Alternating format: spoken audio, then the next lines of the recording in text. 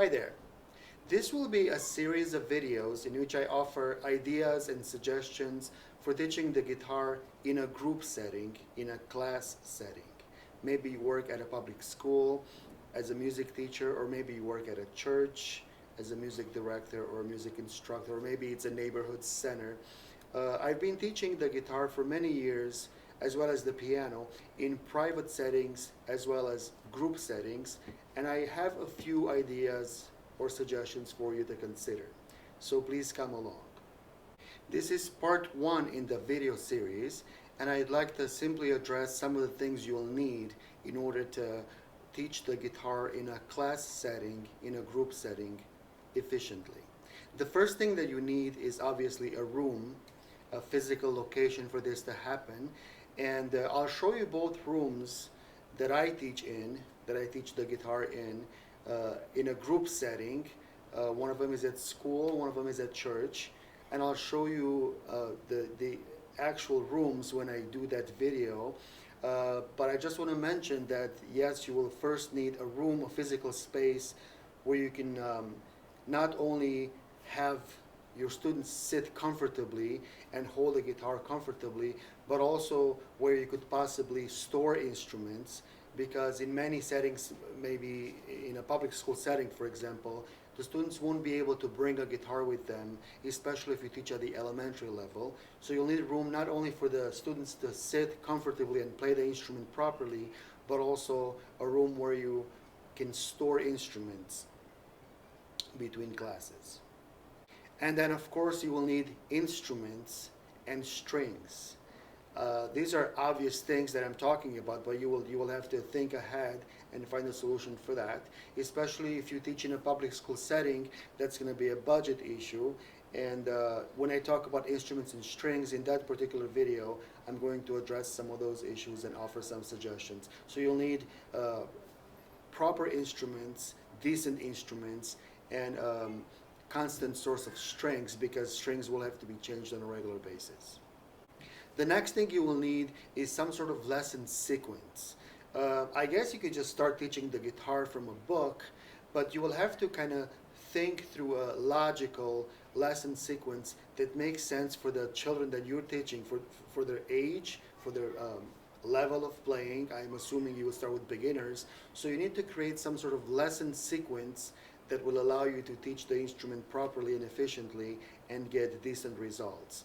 So whether that's found in a printed book, or something you create yourself, or something you find online, or something you get from me at some point, I guess, it really doesn't matter as long as it works well for the class that you're teaching. So you will need a pre-established lesson sequence. The next thing you will need is to establish your teaching approach in a classroom, in a class, in a group setting versus in a private setting.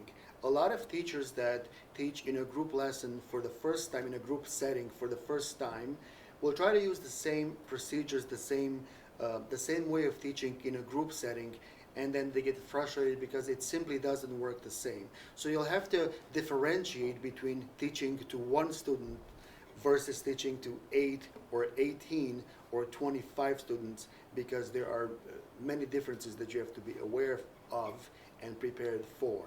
So, some of those things are, for example, pace. And I'll talk about some of these when the time comes for those videos, for those episodes.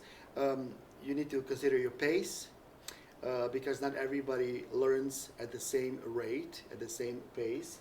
So you'll have to make sure that you keep a pace that works for everybody. You'll have to do a lot of repetition. You have to repeat the concepts again and again and again. You're dealing with absent people. For example, in a public school, you might have kids who are absent today and return tomorrow, and now you have to kind of start over and allow everybody to kind of catch up. Another thing you have to consider is that you have to do a lot of demonstration.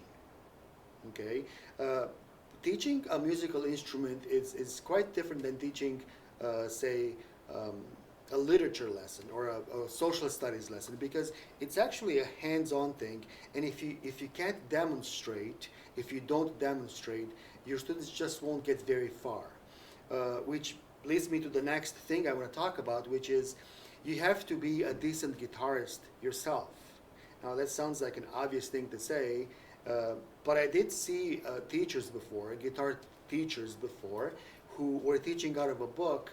Um, I spoke with this high school teacher a few years back, and he was teaching out of the Aaron Scherer book, and was on like page 18 or something. This was a high school guitar class, and I was asking him some specific question from the book, and at some point he says, "Well, I don't play the guitar," and I stopped in my tracks because I just couldn't believe that somebody would teach guitar class without actually being a guitarist. That's just ridiculous. I mean, at some point you have to be at least a decent guitarist if you're going to teach somebody else how to play. It's not just about taking a lesson or a lesson plan from a guitar book and just teaching it to the class verbally. You have to actually pick up the instrument and demonstrate and be a decent player yourself, which will not only teach the children, the students, how to play, but it will also inspire them to want to play well by listening to you. So demonstration is a very important thing that you need to consider. One last thing I want to mention here is time. You have to give this time. You have to understand that this will take time, and it will take much longer than it would in a private setting. So if you teach in units, and if your unit is, say, 2 weeks long, your expectations have to be realistic, that in 2 weeks' time, there's not going to be a whole lot of material that you can cover efficiently, where the students can actually remember and demonstrate what you were teaching them. So you have to give it time, you have to give it a lot of time, you need to have a lot of patience, and that's really very important. I won't make this video very long, but I do want to mention one more thing that you'll need, and that is you need to offer your students, at least later in their development, opportunities to perform. Musicians are performing artists after all, and it's great to play the music for ourselves and for our own enrichment and enjoyment, but if we can't share our music with others efficiently, we really haven't accomplished much. Musicians are performers. Music is a performing art, and a great musician is one who can play well for their own enjoyment, but also one who can share his or her music with others in a way that makes his or her audience feel great about the performance.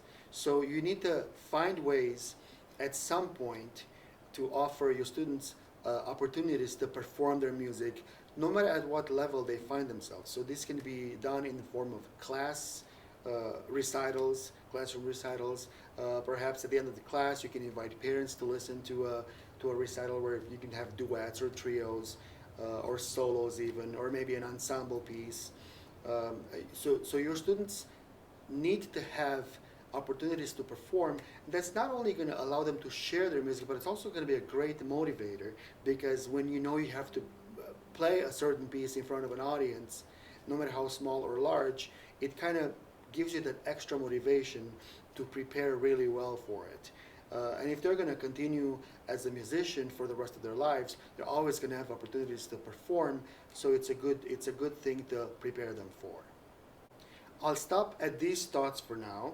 So I'm going to record a few videos in the series, maybe 7 or 8 parts to it, and I'll share some of the things that I discussed today in more detail, and I'll share some examples, and hopefully I can help some of you that are considering teaching the guitar in a group setting. Maybe I can help with some ideas and suggestions. Well, thank you for watching, and see you in the next video.